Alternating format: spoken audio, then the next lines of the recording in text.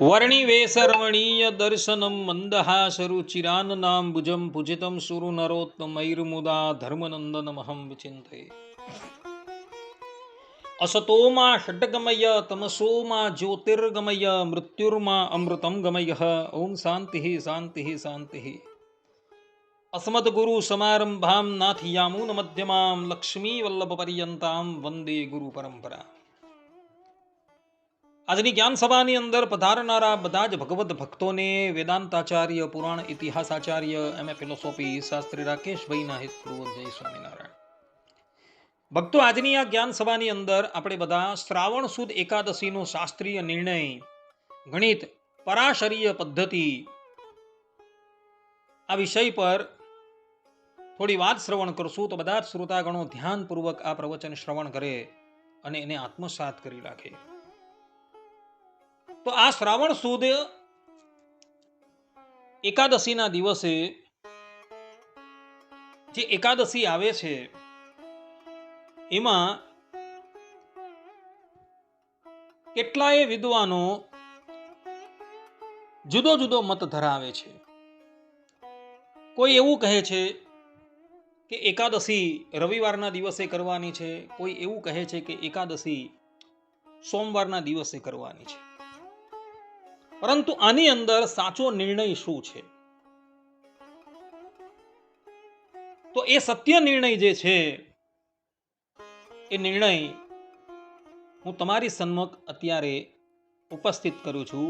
અને એ નિર્ણય કરનારા અમારા સુરતના વલ્લભ સંપ્રદાયની બાલકૃષ્ણલાલની જે હવેલી આવેલી છે એના જ્યોતિષ આચાર્ય ચેતનભાઈ શાસ્ત્રી છે, જેઓ જ્યોતિષના એક પ્રખર વિદ્વાન છે.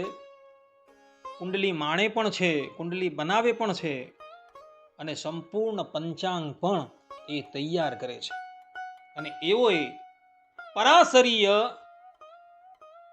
પદ્ધતિ પ્રમાણે, ગણિત પરાશરીય પદ્ધતિ પ્રમાણે આ એકાદશીનો નિર્ણય કરેલો છે. અને એ જ પ્રમાણે વલ્લભ સંપ્રદાયની અંદર પણ એકાદશીનો નિર્ણય થયેલો જોવા મળે છે. તો શ્રાવણ સુદ એકાદશીનો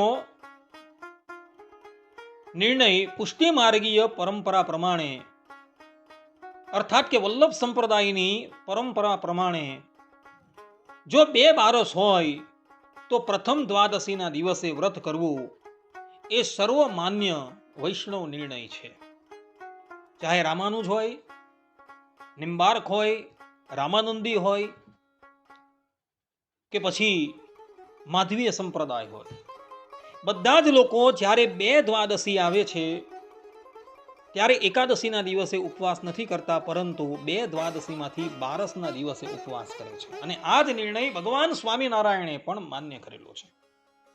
સત્સંગી જીવનના તૃતીય પ્રકરણના 33મા અધ્યાયના 7મા અને 8મા શ્લોકમાં ભગવાન સ્વામિનારાયણ કહે છે કે એકાદશી દ્વાદશી વા અધિકા ચેત ત્યજતામ દિનમ પૂર્વમ ગ્રાહ્યમ તદ ઉત્તરમ સ્યાદ ઇતિ વૈષ્ણવ નિર્ણય.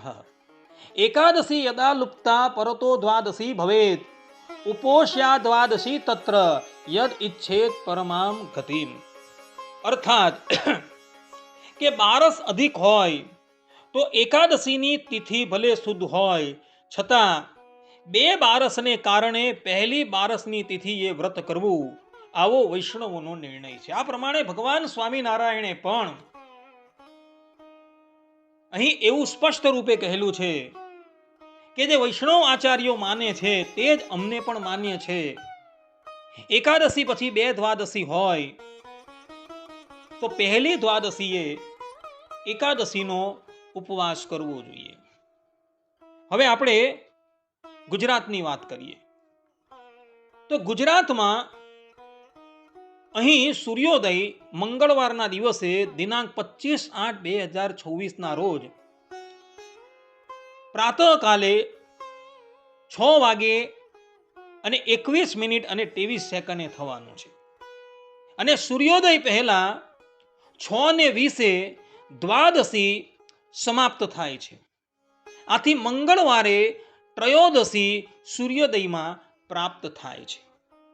એટલે ગુજરાતની અંદર એકાદશી પછી દ્વાદશી જે 2 છે એ 2 દ્વાદશી નથી લેવાની, પરંતુ દ્વાદશી આપણે એક જ લેવાની છે અને 2 તેરસ લેવાની છે. એનું કારણ શું છે?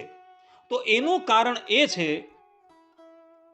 કે દ્વાદશી દિનાંક 25/8/2024 ના રોજ સૂર્યોદય પહેલા 6:20 પૂર્ણ થઈ જાય છે અને પછી તરત ત્રયોદશી એટલે કે તેરસ બેસી જાય છે. એટલે ગુજરાતની અંદર 2 તેરસ છે, પરંતુ 2 બારસ નથી. અને 2 બારસ ન હોવાથી રવિવારના દિવસે આપણે લોકોને અરુણોદયમાં શુદ્ધ એકાદશી પ્રાપ્ત થઈ જાય છે. કારણ કે શનિવારની મધ્યરાત્રિએ બરાબર 2 વાગ્યા પછી 10મી તિથિ પૂર્ણ થઈ જાય છે અને એકાદશી બેસી જાય છે. અને એ એકાદશી આપણે અરુણોદયની અંદર પ્રાપ્ત થઈ જાય છે. અને અરુણોદયમાં શુદ્ધ એકાદશી પ્રાપ્ત થતી હોવાથી આપણે બધાએ એકાદશીનું વ્રત રવિવારના દિવસે કરવાનું છે. સોમવારના દિવસે દ્વાદશી છે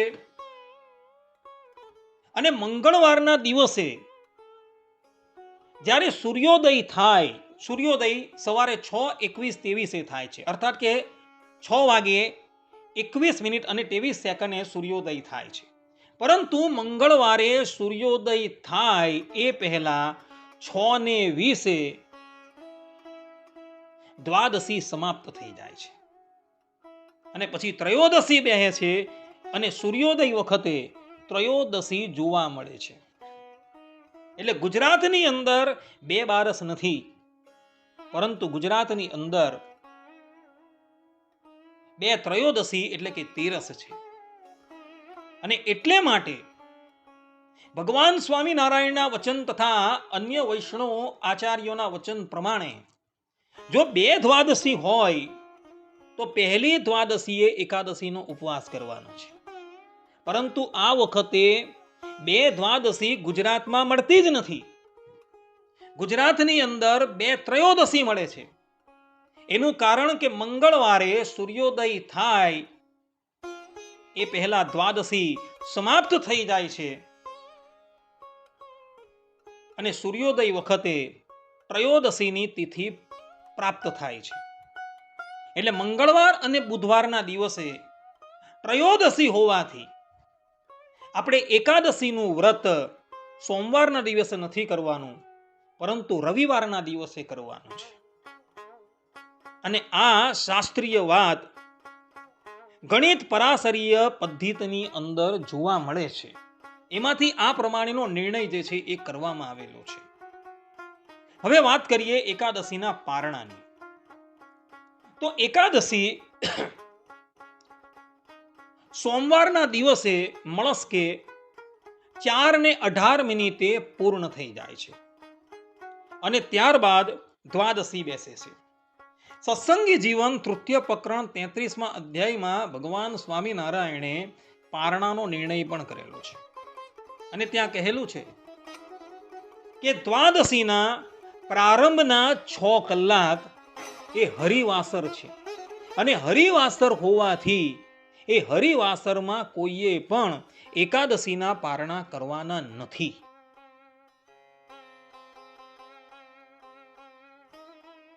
એટલે એકાદશી છે એ એકાદશીની તિથિ સોમવારે મળસ્કે 4:18 પૂર્ણ થાય છે અને ત્યાંથી આપણે 6 કલાક ગણવાના છે.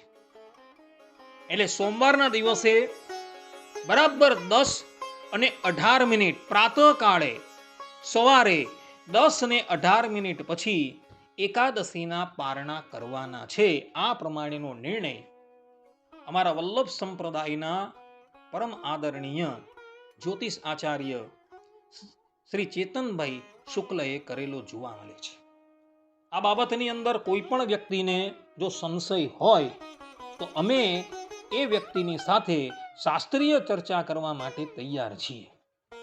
આ વાત હું રાકેશ શાસ્ત્રી એ ચેતનભાઈ શાસ્ત્રી વતી કહું છું. ચેતનભાઈ શાસ્ત્રીની સાથે આ રાકેશ શાસ્ત્રી પણ તે વખતે ત્યાં ઉપસ્થિત રહેશે.